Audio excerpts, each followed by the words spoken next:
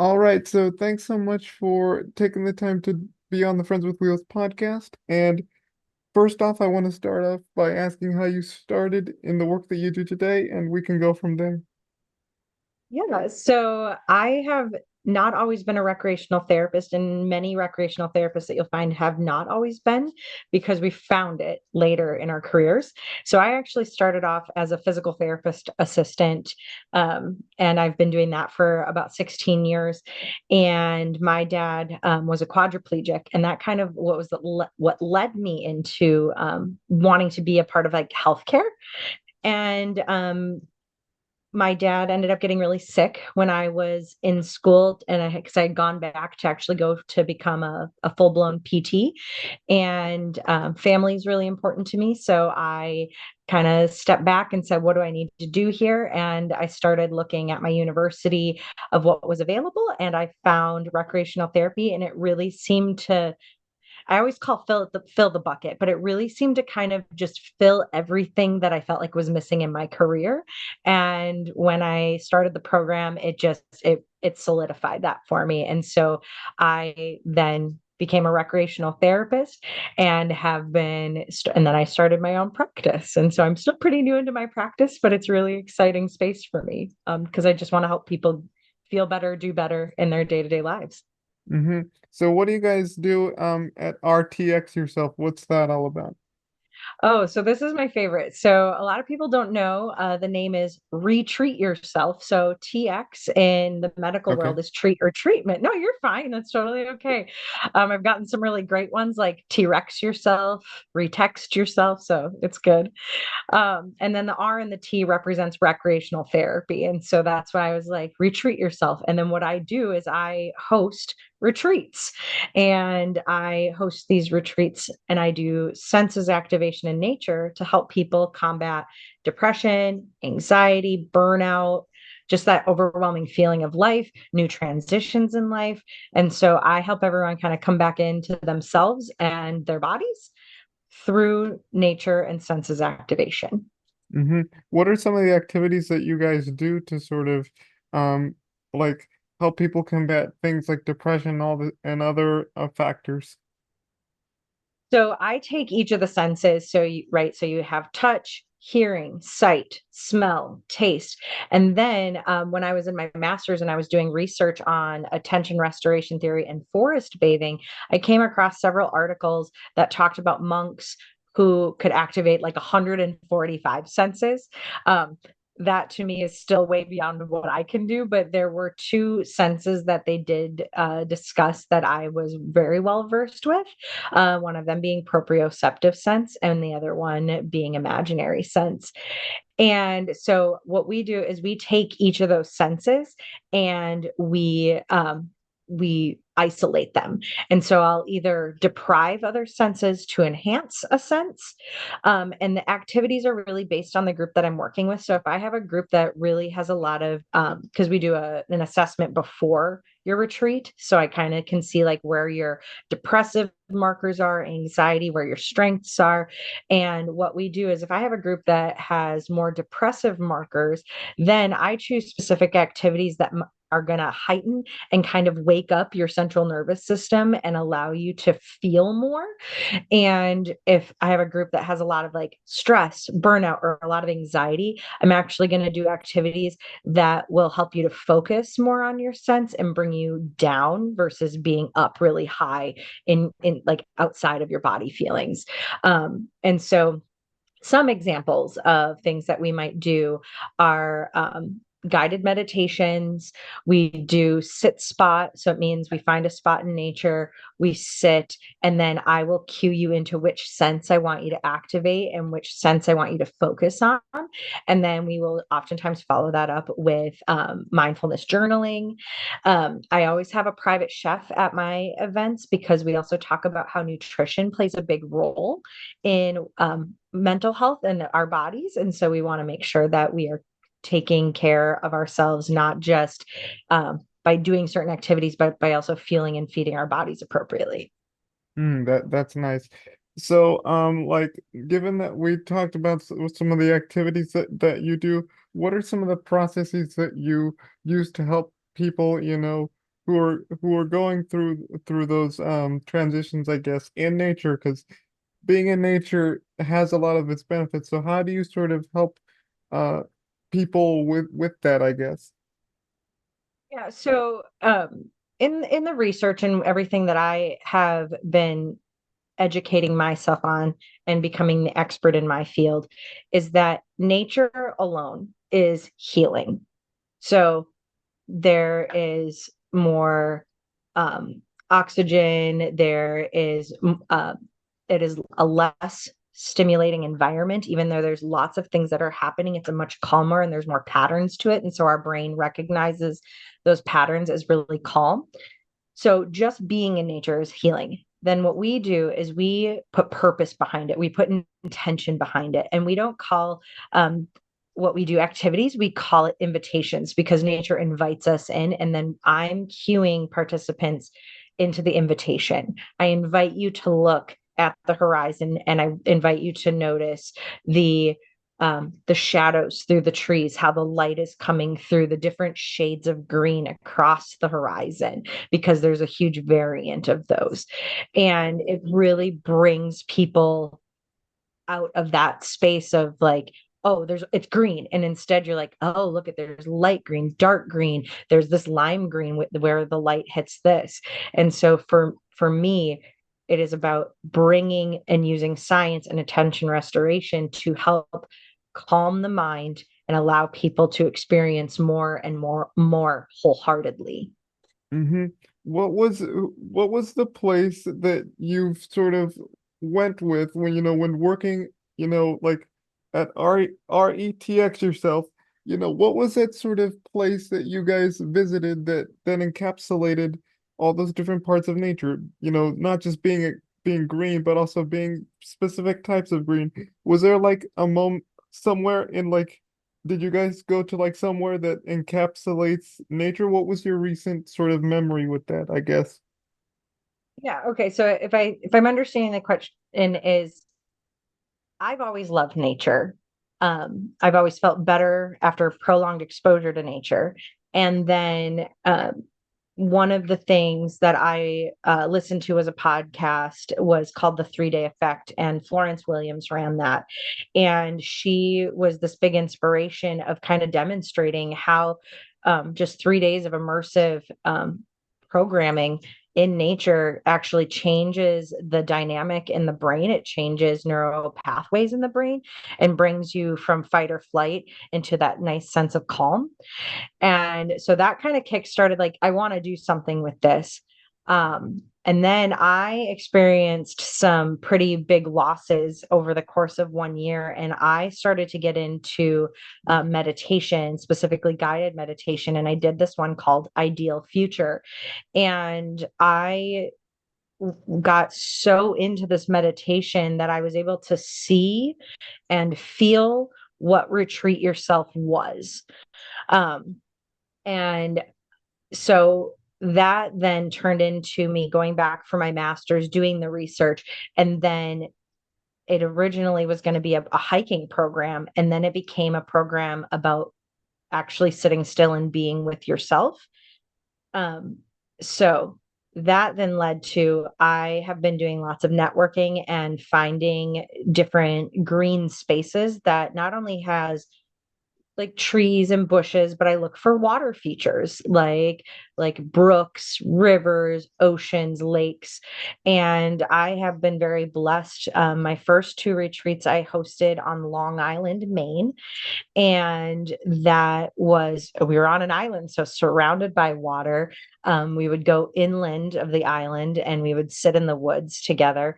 And then my upcoming retreat this summer is also on the ocean in Searsport, Maine, because that's where I'm based out of.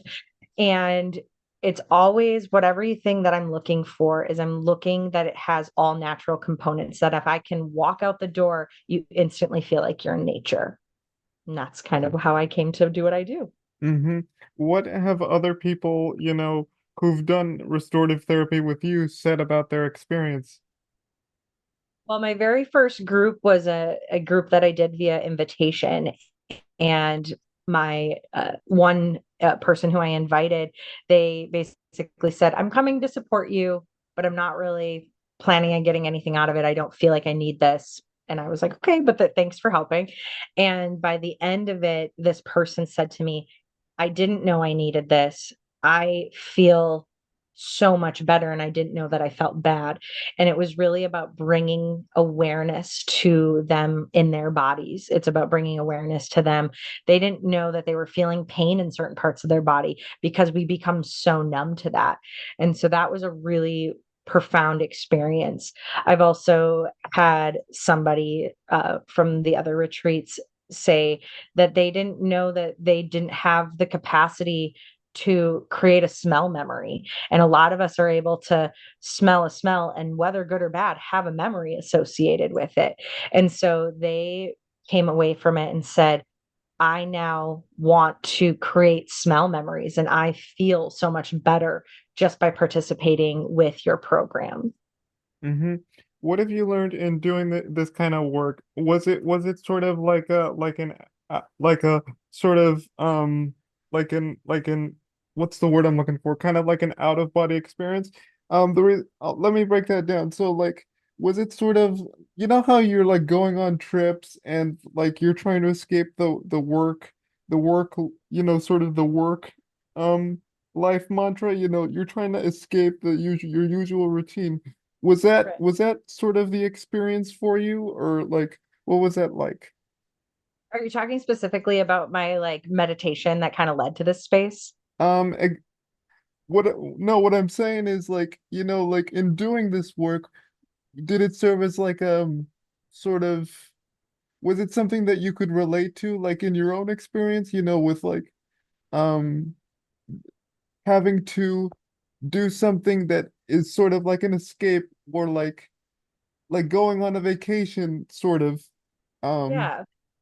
Okay, I get what you're saying. So yes. So I have always been very much of what I would call a caretaker. I like to take care of a lot of other people. And sometimes when you come across somebody who is a caretaker or a healer, oftentimes they will burn themselves out taking care of everybody else, and then they forget to take care of themselves. And one of the hardest things that we have to learn is it's okay to be selfish. And a lot of people have a hard time being selfish. And so to take care of others, you have to take care of yourself. If my bucket isn't full, if I don't have the capacity and I have to take care of others, it's not always going to be my best work. And so that's what led to this space, is that I wanted people to take time to take care of them, to selfishly walk into a space knowing that they were going to have every meal taken care of. They didn't have to think about it, that they were going to be able to sit silently, that they were going to be able to have conversation in a group setting, that they were going to be able to maybe rediscover who they are through gentle mindfulness programming. And that is because I craved that. And I am somebody who is constantly on the go. I work a lot. I love my jobs. I work multiple jobs right now as I'm getting my business off the ground, and I love every single one of them. And, but what that does is it is, for me, it is oftentimes the sitting still that is the hardest, because that is when the loudest thoughts, mostly the loudest negative thoughts, come through. And that is oftentimes when you have to analyze, like, how am I doing in my life? Who am I impacting? How are people impacting me? And really discovering that is what really drove me into a calmer space, because like I said, originally this was supposed to be a hiking program where I was going to have people do really hard hikes, and we were going to talk about the highs and the lows of hiking and reaching this final destination.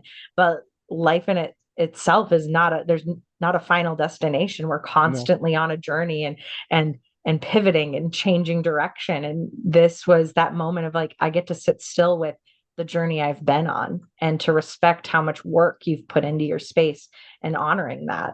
Yeah, it's life is not linear. Absolutely not. Um, It is absolutely not linear. yeah, I agree. Like what, um, now that we've talked about, what you've learned, what you've learned in doing this work, how can, how can a program like this, be used as a model for others to sort of follow? Yeah. So this is actually a really fun question because I'm actually just starting to delve into that. So right now, I'm very much general population because I don't have my own facility. So I'm really at the mercy of what is available to me. And having my background as a PTA, having had a dad in a wheelchair, one of the things I try to be very cognizant of is how accessible am I? Because um, people have anxiety who aren't able-bodied people. People have depression who aren't able-bodied people. And I want to reach as many people as possible. And we have people who go through who are born with disabilities. I meet people who have acquired disabilities, and they're like, I can't because there's a limiter. Like I can't walk across the grass, right? There are things that we can't do. However, there is a space and a hope for this. And so with that is the adaptation, is how do I do this? How do I do a sit spot in nature with somebody who like in a really like rugged area, like along Maine's coastline? And that's finding accessible parks. That is doing and if they have to be in a facility, that is doing they're called window sit spots. So we go and we find a nice spot by a window and we just kind of tune out everything behind us and we work on seeing what's outside of our space. And it's really, and even bringing nature, I like to take, I joke, it's like taking my plants on a field trip, like bringing my plants with me to work. If I can't bring them to nature, I'm going to bring nature to the person I'm working with. And so that is always a really fun time. And all of my plants have names. So I'm like, oh, you get to meet. And then I'll say, Gertrude today. And so Gertrude comes with me to work. So it's about meeting people where they're at, because also senses activation. Sometimes people get overstimulated with certain senses. So I have to be very cognizant about that. And so I think that answered your question. If it didn't, ask again. Yeah, no, it did answer my question. What can other people take away from this? How can how can what you're doing, inspire people to like not just be connected with nature, but also be more in tune to themselves, in tune to who they are. So earlier you had asked if I had had feedback from any testimonials, Uh-huh. basically from my participants. And something that one of them said to me was, I was at work. I was feeling overwhelmed. I was feeling anxious in my body. And I remember you said, just go stand outside for 1 minute and stare at the sun. And not stare, but she's like, close your eyes and just like feel the sun on her face. And she did that and she was able to, and she works a really high stress job. And she came back in and she goes, I was able to clearly and objectively manage a few situations that had started to overwhelm me. And I think for anybody who's out there, who's listening, who's seeing this, you don't need to go hike a massive trail. You don't need to hike the PCT or the ACT. What you need is to hike or not hike. You need to find a space that you feel safe. Obviously, I encourage any sort of plant to be nearby or moss, but even just for 1 minute, 1 minute pausing and breathing and seeing what things you notice in your body. Like, what do you actually hear? What do you actually see? And actually, what do I feel in my body? And where am I feeling this big emotion, this or lack of emotion? Because it's someplace. Oftentimes, a lot of people feel it in their shoulders. Shoulders are up, but that's what I would tell people is start really small. You don't have to go to the national parks to get this. You don't have to go on a big hike. just going outside, being by the grass. Even if you live in a concrete jungle, there is a flower someplace, there is a tree someplace that needs your attention and it Hmm. needs your attention. So that's what I would encourage. And what can people, how can people look up for more information about, what you guys do and or if they want to find out more information on not just the company, but also events, stuff like that. Yeah, so you can go to retreatyourself.com. So that is RETX yourself.com. And then I post every single day on my social medias, TikTok, Facebook, and Instagram. And I do lots of education on there. Right now we're doing a census series. So if anybody's just like interested in having a little bit of science and then an activity to do, we are doing that right now. And then I do have, if it's okay, I do have two events that are coming up. I have a 1 day event here in Maine, where it's a 1 day experience of a retreat. And then this summer, I have a 4 night experience in Maine. If people want to come and experience Retreat Yourself, a full retreat experience. But yes, Facebook, Instagram, and all of that is at RETX Yourself and then retxyourself.com. Okay. All righty.